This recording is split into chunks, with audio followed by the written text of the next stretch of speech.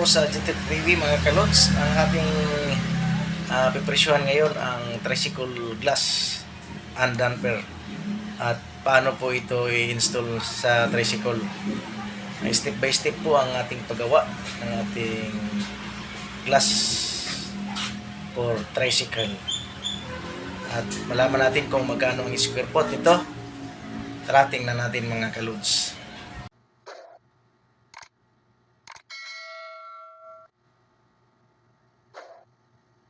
Ito na po mga kalods ang ating pattern. Ginuguhitan na po yan sa ang ating clear glass na 1/4.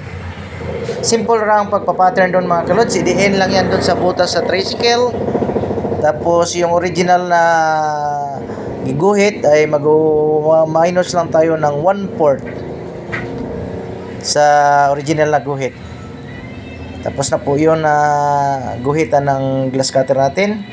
Kaya dinidikdik po yan, iniingatan po yan para hindi siya mabasag sa silid. Yan.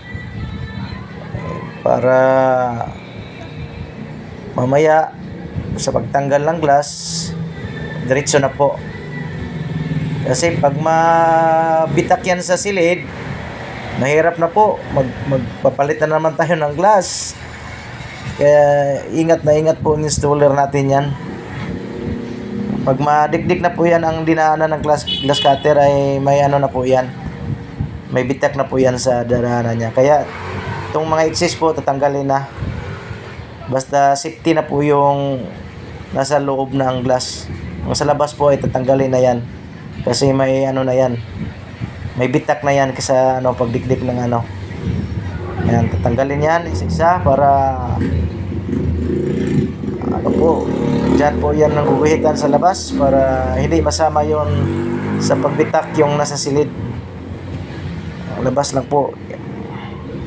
Yan mga kalods, ang step by step ng pagtanggal ng mga excess po. Yan, madali yan, nakuha, tanggal na, bilis.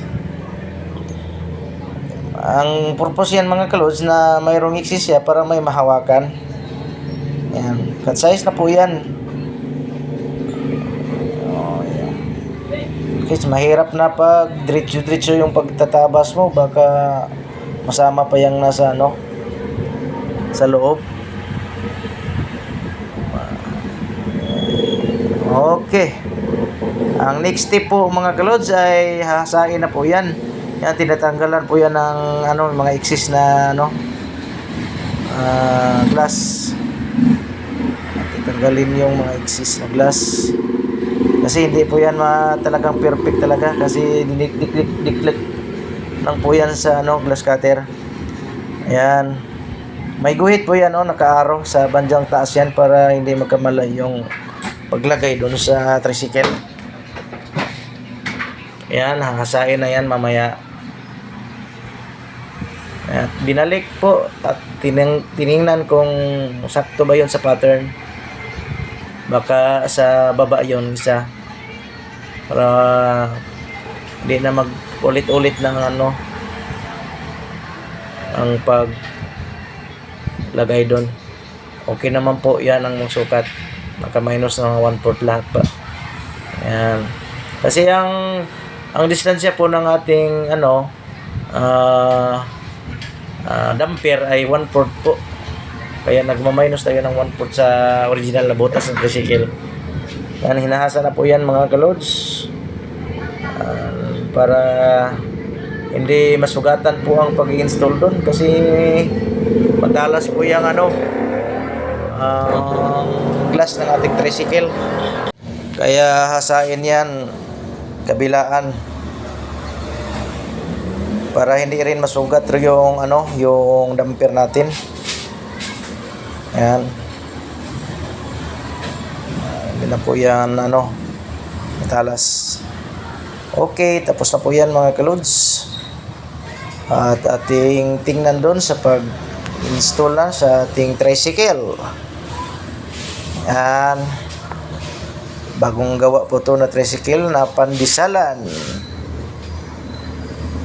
May ano na po yan. Tingnan natin sa likod. Doon tayo Dapat ang isa nakasakayan para pagplastar ng glass natin. Ito po matagal ang pagpaplastar kasi mahirap po yung paglagay ng glass. Dapat 2 tao talaga ang maglagay ng glass. Ang damper madali lang yan maglagay dyan sa sa tricycle. Dapat ang magdugtong siya nasa baba. Kasi pag yung tubig ay nakapasok sa damper, lalabas lang siya sa baba. Yan. At mga kalods, ang dapat iuna natin ang paglagay sa baba. Yan, dapat naka-sit up talaga yan sa baba bago natin yung damper ipasok yung glass. Ang sukat ng glass po natin ay nasa 2 by 2.5 yan mga kalods. Kaya ito ang pipresyohan natin kung magkano ito. Ang ganito kalaki. Sama na lahat ang pag-i-install. 1/4 ang glass. Clear glass, 1/4 po.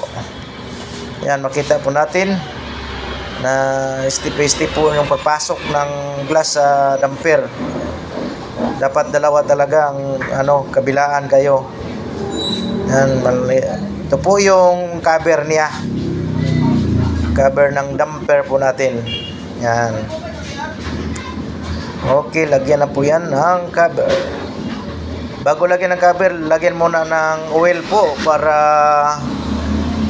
hindi mahirap ang paglagay ng ating cover. Ayan. Nilagay na ng cover ang damper para siya po ang magsikip ng glass. Tapos na po yan mga kalodso. Yan. Papunasan na po yan para ang ganda. Parang walang glass na makita. Bagong bago. Mga kalods, ang square foot po natin yan ay nasa 290 po. Kaya ang 2 by 2.5 ay nasa 1,450 po ang presyo yan mga kalods. Kasama na lahat po yan ang pag-i-install. Kaya maraming salamat mga kalods sa inyong pagsubaybay sa ating channel, Jitrick TV. At sana'y ma-update ko kayo palagi sa ating mga iba namang tutorial. Maraming salamat mga kalods.